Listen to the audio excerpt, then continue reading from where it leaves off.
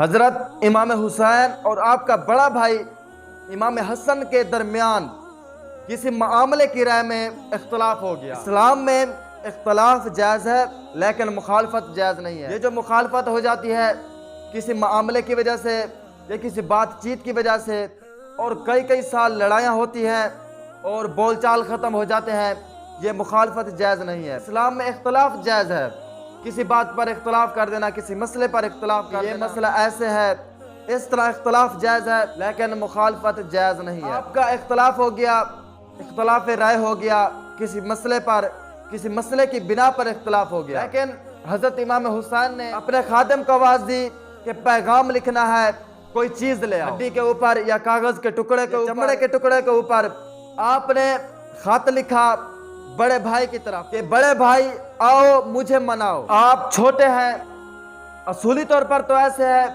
کہ آپ کو چاہیے تھا جاتے اور اپنے بھائی کو مناتے، لیکن آپ نے فرمایا نہیں، بڑے بھائی آئے اور مجھے منائے۔ وہ جو نوکر تھا اس نے کہا ہم تو ہیں خادم، ہم تو ہیں نوکر، ہمارا کام ہے بس پیغام پہنچانا، لیکن مجھے یہ بتاؤ زمانے کا دستور یہ کہتا ہے چھوٹے کو چاہیے کہ وہ جا کر منائے اگرچہ غلطی بڑے کی بھی ہو، لیکن آج آپ نے عجیب بات کر دی۔ آپ کہتے ہیں کہ بڑا بھائی آئے اور مجھے منائے۔ آپ مسکرائے اور فرمایا کہ یار تو سچا ہے، لیکن میں ہاں حسین، ان سب دستوروں کو میں جانتا ہوں۔ اس غلام نے عرض کی کہ آقا میں ہاں غلام، میرا کام ہے بس پیغام پہنچانا، لیکن آپ مجھے مطمئن تو فرمائیں، کیوں آپ ایسا کہہ رہے ہیں، میرے دل کو تو تسلی ہو جائے۔ پھر آپ نے فرمایا کہ میں نے اپنے نانا جان سے ایک حدیث سنی تھی۔ میرے نانا جان نے فرمایا کہ جب دو بندوں کا آپس میں اختلاف ہو جائے، لڑائی جھگڑا ہو جائے، وہ بندہ پہل کرتا ہے منانے کے لیے، پہلے منانے جاتا ہے، قیامت والے دن جب وہ دونوں جنت میں جا رہے ہوں گے، جو بندہ منانے کے لیے پہلے جائے گا وہ بندہ آگے ہوگا اور جس کو وہ منائے گا وہ اس کے پیچھے ہوگا۔ حضرت امام حسین فرمانے لگے اگر میں چلا گیا منانے کے لیے تو قیامت والے دن ترتیب الٹ ہو جائے گی کہ میں چھوٹا ہو کے اپنے بڑے بھائی کے آگے چلوں اور میرا بڑا بھائی میرے پیچھے چلے۔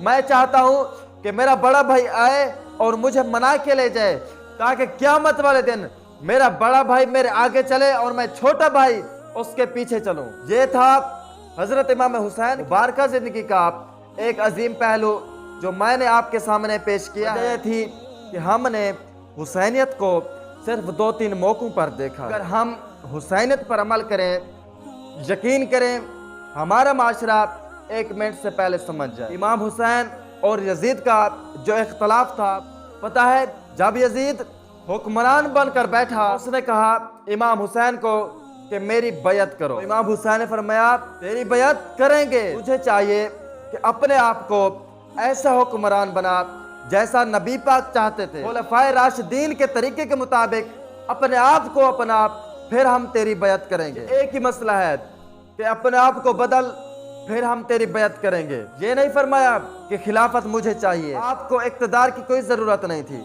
بعض لوگ کہتے ہیں کہ یہ اقتدار کی جنگ ہے، حضرت امام حسین نے اقتدار کی خاطر، عہدے کی خاطر جنگ لڑی۔ میں ان کو جواب دیتا ہوں کہ اقتدار کے لیے تو وہ لڑے جس کے پاس اقتدار نہ ہو، عہدے کے لیے تو وہ لڑے جس کے پاس عہدہ نہ ہو۔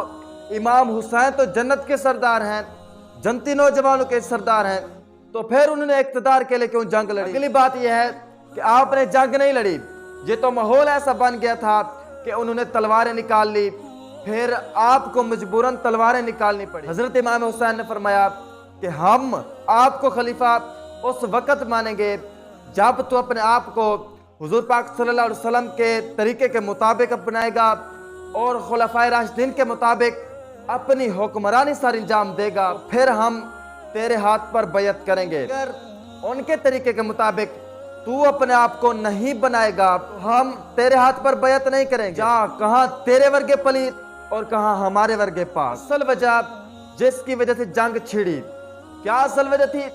یزید کہتا تھا میرے ہاتھ پر بیعت کر لو، میری حکمرانی مان لو، لیکن حضرت امام حسین کی جنگ یہ تھی کہ تو اپنے جو خلاف شرع کام ہے ان سے دور ہو جا، پھر ہم تیرے ہاتھ پر بیعت کر لیں گے، کیونکہ وہ شرابی تھا، زانی تھا، جواری تھا، وہ بہت خلاف شرع کام کرتا تھا، اس وجہ سے یہ جنگ تھی۔ اس بدبخت نے اقتدار کی وجہ سے، عہدے کی وجہ سے، کرسی کی وجہ سے، حکمرانی کی وجہ سے امام حسین علیہ السلام کو شہید کر دیا۔